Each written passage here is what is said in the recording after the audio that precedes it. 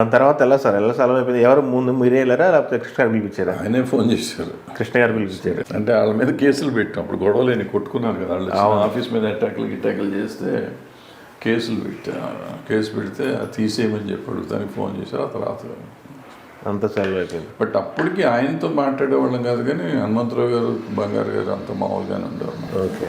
తర్వాత ఈయన ఫోన్ చేసిన కాడి నుంచి ఈయన యాక్చువల్గా ఆయన పోయే రోజు కూడా నేను హాస్పిటల్లోనే ఉన్నాను. ఓకే, కాంటినెంటల్ హాస్పిటల్ తీసుకెళ్ళారు. ఓకే.